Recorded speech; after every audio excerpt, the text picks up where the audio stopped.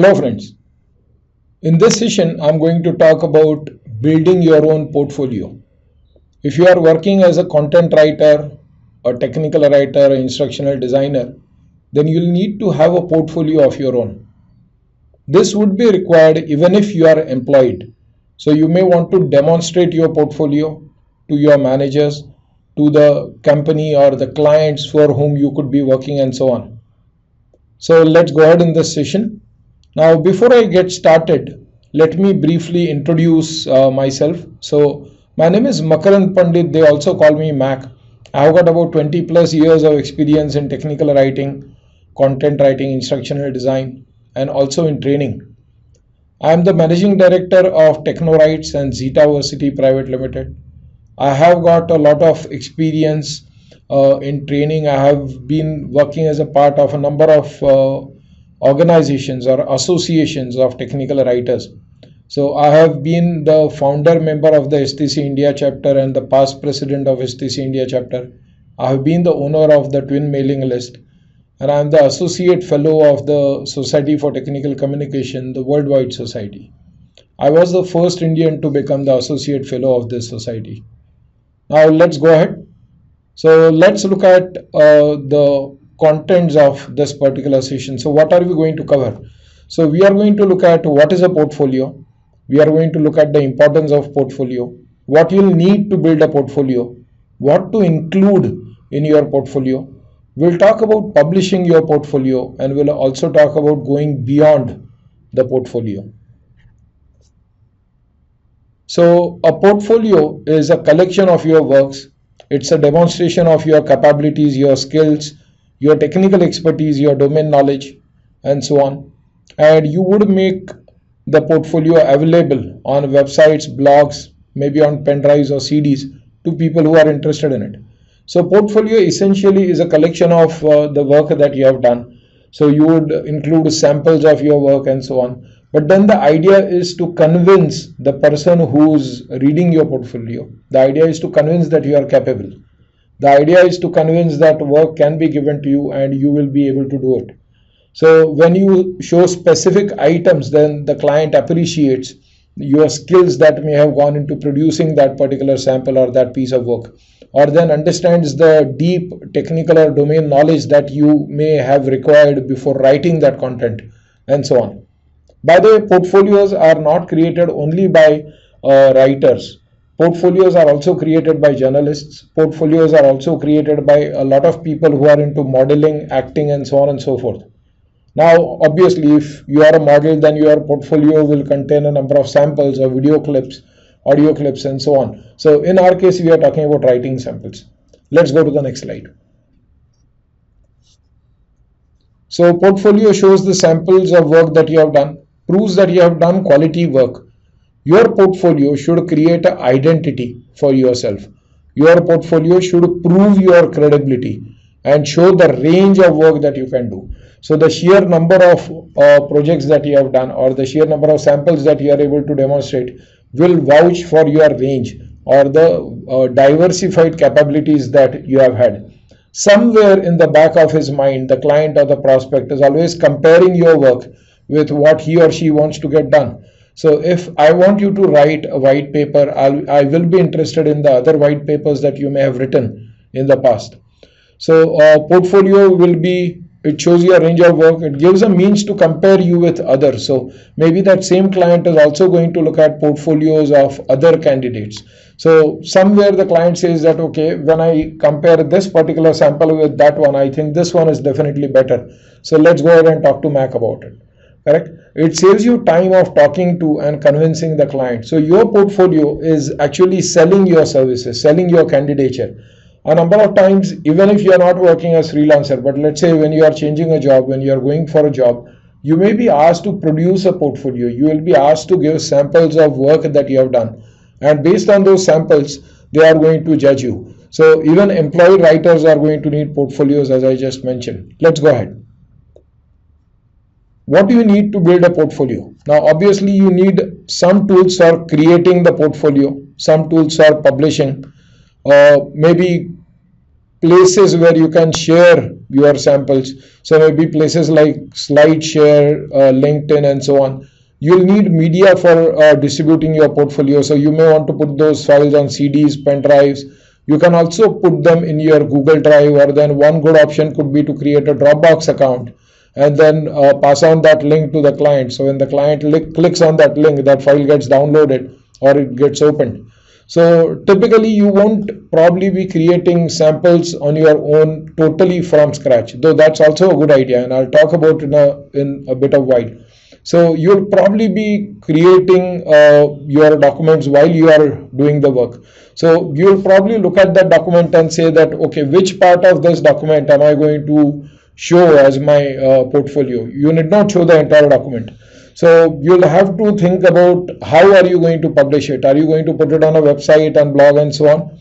I have talked about this particular point in a bit more detail. So let's go ahead to the next slide. Now, what to include in a portfolio? If you are a user, if you are a technical writer, if you are writing user-facing documentation, for example, user guides, help files, then they could become very good candidates. So add the user guides, the help files, the articles that you may have written, the audios that you may have prepared, or maybe videos that you may have prepared. Nowadays, it's common to prepare product videos that demonstrate the capability of the product. Even small snippets like 5 minutes, 7 minutes, 10 minutes, they make that product extremely usable. And there are a lot of people who like to actually see the video and listen to the audio instead of simply reading the document end to end. In addition to that, you can put anything that you may have published. So for example, maybe you have written some white papers, research papers. You may have written some papers during your academic education. So something like that. Any articles that may have got published on, let's say, a specific website. So somebody else, let's say IEEE publishing your article or somebody else publishing your article will really add a lot of value to your candidature. Let's go to the next slide. Now, going beyond the portfolio, just creating your samples and putting them on a CD or a pen drive may not actually be sufficient. Your portfolio should also contain other things. So, for example, one thing that your portfolio should definitely have, and this is more important especially today, is you should definitely have a LinkedIn profile. Your own LinkedIn page where your entire information should be there. You perhaps may have collected some information or some references from other places also. So maybe some of your clients have given you references, maybe some people that you already worked with have given you references, and so on. So you may want to include that as well. Recommendations given by people on LinkedIn. Nowadays we also give a rating on specific skills. So let's say if you have been rated on 10 or 12 skills and your rating is high, then people who are going to look at it will definitely appreciate it. So LinkedIn profile has to be, and you have to make it a part of your portfolio. So I'm not saying that you create a LinkedIn profile and put it on the CD. What I'm saying is your LinkedIn profile has to be there on LinkedIn. It should be updated. It should have ample of connections. So people should see that you are connected to a lot of people. A lot of good people are talking good things about you, and they have rated you on the skills that you are trying to sell to others. Maybe you should have a Twitter account. On Twitter, you'll be able to send messages, short messages, as we all know, and that can definitely help. You should have good number of followers following you on Twitter, and that will definitely become a big plus point for you. But then make sure that you are sending meaningful tweets. So don't just do too much of retweeting, just forward somebody else's tweets. Don't do too much of that, or don't send nonsense tweets about something that's happening, maybe a cricket match, maybe a World Cup, but something that is irrelevant, somewhere where people don't really benefit or no value is added just by reading your tweet, right? So maybe a tweet related to the article that you have published, giving the link, a tweet related to the presentation that you have published, or a video that you have loaded on your YouTube account, something like that. And you should definitely have a blog. So I believe every writer who is in the market today should definitely have his or her own blog. A lot of people would like to go to your blog, read your articles, read your opinions, and many of those blog articles can be, publicized through Twitter by giving the link, as I mentioned earlier. So these are things that you should definitely add to your portfolio. So just giving the samples may not be sufficient. So some of the tips and tricks, and I'll go through them. There are quite a few of them. So let's go through them one by one. So include a variety of samples to demonstrate your capabilities and the range of work that you can do. Sort the items carefully in the decreasing order of importance. So I don't think everybody is going to look at your entire portfolio. So they are probably more interested in the first 5 items that you have listed. So make sure that your first 5 or 7 items are carefully chosen. Do not give the entire manual as a sample. So let's say you want to give the user guide that you have written. There's no need to give the entire 200 or 300 pages user guide. You may simply give sample of, let's say, 15 to 20 pages. I think that should do the trick. So do not give your entire manual as a sample. You don't really have to give that 200 or 300 page document. So you can simply give a sample of, let's say, 20 or 25 pages, and that should suffice. Partial documents or pages are just fine. And in fact, while you are sharing those pages, make sure that you do not share any confidential information. Any confidential information about the client or the company, the product for which the documentation is done, maybe the technology which was used in that product, and so on. So you can feel free to, or in fact I would say forget about feeling free. Make sure that you delete all the sensitive information, and make sure that nobody's interest is going to be compromised because of you sharing those sample 15 or 20 pages. So you can create some samples if you want for the sake of portfolio. So for example, you may want to write some articles. A number of times the client may ask you to do that. So they'll probably ask you that, okay, we want you to write 20 articles on so and so topic, and then can you write 1 or 2 sample articles and show them to us. Typically I'm open to such ideas because I realize that the client is trying to get a fair idea about what my capabilities are and would be a fair judge. At the same time, I get to learn about what is that the client is looking for. I get to learn the subject. I think I like to work on what we call as proof of concept. So all these things are proof of concepts. So feel free to write some sample articles, maybe user guides, create some demonstration videos, and so on. That could be a very good idea. So moving on to more tricks. So share your presentations in the portfolio. So if you have delivered some presentations, let's say at some local association, maybe a business association, a professional meetup, and so on. So share those presentations. If videos are available on YouTube, share the links of those videos. If you have hosted those presentations in SlideShare, then they become searchable for a whole lot of people. But then you can mention that in your portfolio, that I had delivered so-and-so presentation, I had got award for so-and-so presentation, and then the slides can be downloaded from so-and-so place, and so on. Share some client testimonials in LinkedIn and in your profile that you are going to share. I think I've talked about it earlier. Include links to your profile and include links to your resume. So if you are going to send a portfolio, somewhere along with that portfolio, maybe you should send your resume or your profile, or then at least mention the links to them in the email or whatever that you are going to share. So people should be quickly able to upload or look at your profile and say, oh, this is what he has, so I'm interested in talking to him. Share some samples through emails or CDs. So sometimes the client may simply not have time to go to a website. So you should have some samples ready and you can quickly send them through emails. Now, typically what I do is I put my samples, as I mentioned earlier, on Dropbox or on Google Docs or in my mailbox, and I simply go to that mails which I have archived and I have saved them for future use, and I simply forward that mail to that particular client. So a number of times the response time also impresses the client. So when the client asks me for samples and I send it in like half an hour or maybe let's say 1 or 2 hours, the client could be happy about that. So at times sending CDs could be tedious and you will have to probably put them in mail or courier, and then receiving them may just take a couple of days. Put samples in your Dropbox account and share links. A number of times you may realize that sending files as attachments may not always be possible, and there are a number of reasons for that. Some attachments will not go through, or big size attachments will not go through. A number of times the person who's receiving your email, his mailbox may not be able to accept an attachment which is, let's say, more than 1 MB or 2 MB. So in that case, it could be a good idea to create a Dropbox account, put all your files there, or then zip your files together and put the zip file there, and then ask that person to click on the link and download. So this will be quite helpful. write and share some case studies of previous assignments. So as a part of your portfolio, let's say, and do this especially for the best of your projects, the best of the clients, and especially if you have not retained any sample for a particular project. So there at least you can write a 1 or 2 page case study where you can say that for so and so client, this was the type of work that I did, this was a challenge, and this is how we overcame that, and my deliverable included so and so document, so and so help file, and so on. So mention a bit of details about the project, the tools that you have used, the review process, and so on and so forth.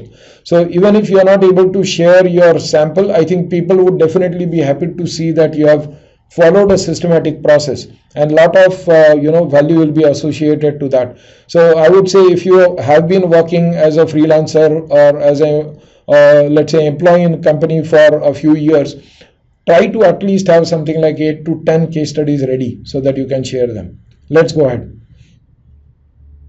Now, if you are an employee, then your portfolio should definitely include your LinkedIn profile and your blog.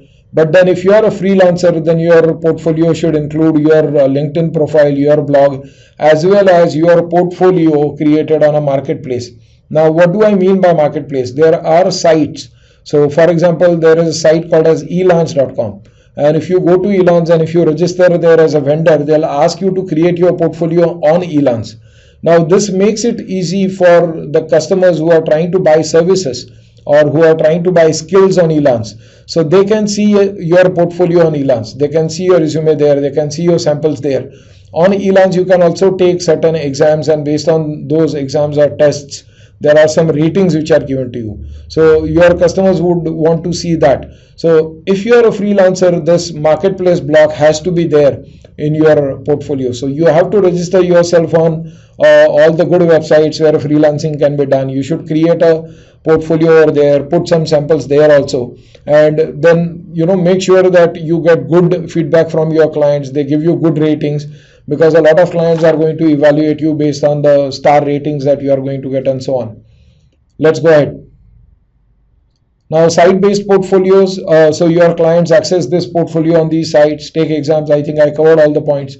So build a good reputation based on past projects and use portfolio sites. I've mentioned some names here for you. So there are many sites which are marketplace for content writing or technical writing and so on. So there are some sites which will even allow you to create your own portfolio. So I think Writers Residence is one of them, Pressfolios is one of them, and there are a lot of sites which even allow journalists to create their portfolios on the site.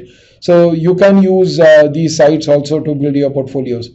Now that brings me to the next slide, where I'm going to talk about certain questions, or I'll try to answer certain questions. Number one is, can I use the work done as an employee as a sample? So I think you can do that, but once again, make sure that you're not sharing any confidential information. Make sure you're not compromising the organization's interest. Make sure that the sample is literally a sample. You do not really have to share the entire document. Make sure if asked questions, you should be able to give satisfactory answers based on that document. So you should have been a part of the team that has developed that document, and you should have known the issues that were faced, how they were overcome, and so on. Do I need to give a complete document? No, I think it's all right to give a partial sample. And in fact, I would suggest that do not share big documents. Do not share 200, 300 pages documents. So if somebody wants to get a fair idea of the quality of work that you can do, I think 15 pages is just good enough. Can I distribute all my work as samples? I would discourage you from doing that, because some work may actually be under non-disclosure. And you should not share all your work. In fact, just by sharing all your work, you may not really get anything either. So I would rather share maybe samples of something like 15 or 20 samples, and then maybe 8 or 10 case studies. I'll let the client come back to me saying that, do you specifically have a sample in this particular area? And then I'll see what I can do about it. So I would never put all my samples as an open briefcase for anyone to see. What could be the consequences of sharing confidential information?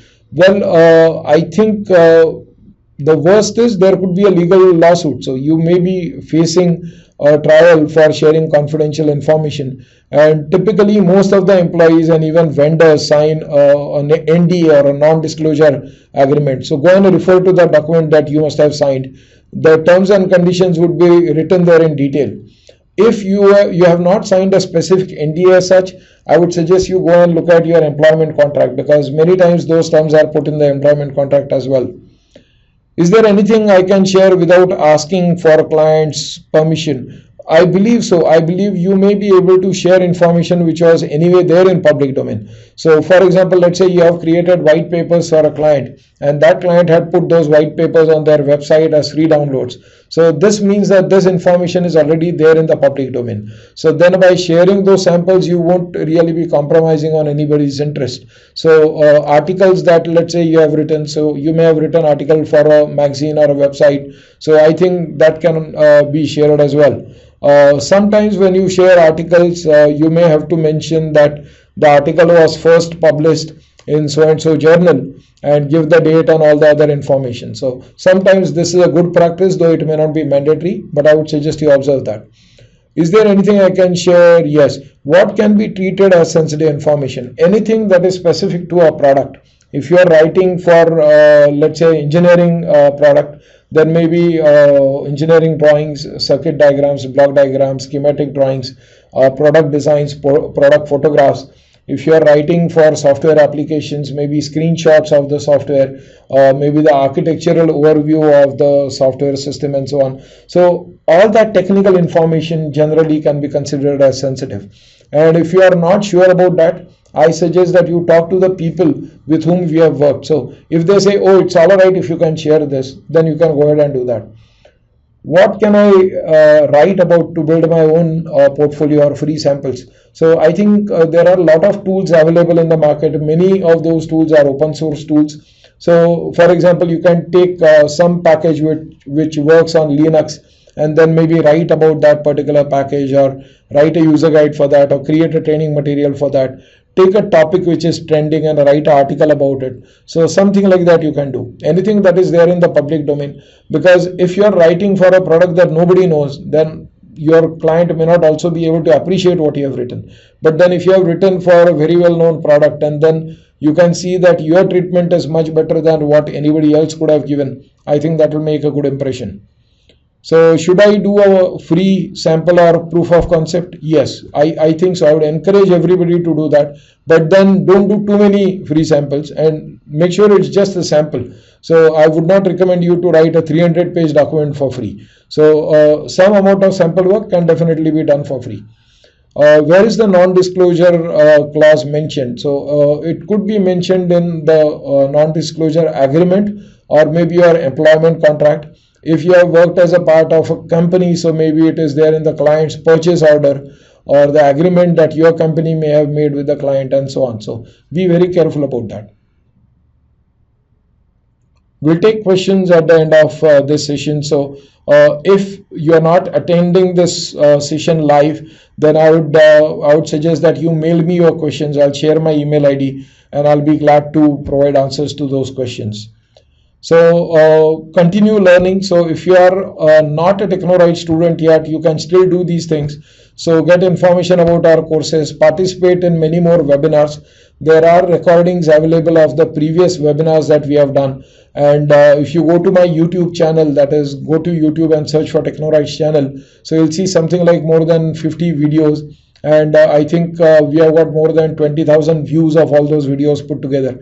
So it's quite a popular channel. So go there, look at the other sessions that I have. Follow me on Twitter. My Twitter handle is @MacPandit. So I keep on posting messages and links about the sessions that I have done or that I have scheduled. So watch for our videos and so on. So I specifically have one more video that you may be interested in. So this is about building your own website. So you may want to look at that particular video, because it has got, it's very well connected to this particular video that you are looking at. If you are a Technowrites student, then you probably get much more information to continue your learning. So we have provided guidelines for freelancing. You can get that. We have got a freelancing roadmap that you can use, and then go and make sure that you cover each of those milestones to prepare for your freelancing career. We have got a full-fledged freelancing course that you can think of doing. Especially for our students, we have got videos on how to prepare a quotation and how to prepare an invoice. So those videos could also be useful to you. Some of the links, so first and foremost the technowrites.com link, so you can go and check out my website, company's website. I include a lot of information from Wikipedia, so you may want to go to Wikipedia and check out this particular link and see what Wikipedia says about portfolio. Then there are many other sites there, so Freelancers Union, Write Life, Clippings, writers residence, and so on. So some of them are marketplaces for selling or buying content. Some of them are centers which are hosting portfolios of many writers like you. So this is one of them. So writers residence. So this is simply a screenshot, and this video was produced in April 2015. So maybe if you are watching this video at a much later date, the site will look a little bit different. So here you can see that they allow you to create a portfolio, so you can go there, register, and then there is a monthly charge that they charge you for hosting your portfolio. So I think it's a good site. The other is of course Contently, and Contently is one of the very popular syndicates or aggregators. So they get a lot of content from a lot of people and they sell it, and they try to work on content which is unique. So they say that a lot of sale will be made by content that is unique. So there are a lot of buyers buying from Contently. So if you are really a freelance writer, you should think about what you can do with Contently. So to quickly summarize this session, we talked about importance of portfolio. We talked about what to include. I gave you a whole lot of tips and tricks, and I think they'll really be useful to you. We talked about going beyond portfolio. We talked about using, maybe connecting to your social media, creating a LinkedIn page, putting links over there, getting ratings for your skills, and so on. So that brings me to the end of this particular video. So feel free to give me feedback. Feel free to email me your questions, and I'll be glad to answer them. So once again, my name is Makarand Pandit. You can see my email ID here on the screen. So it's mac@technowrites.com, and my Twitter handle is @macpandit. So thanks for watching this video. I hope you have benefited from it. Bye bye.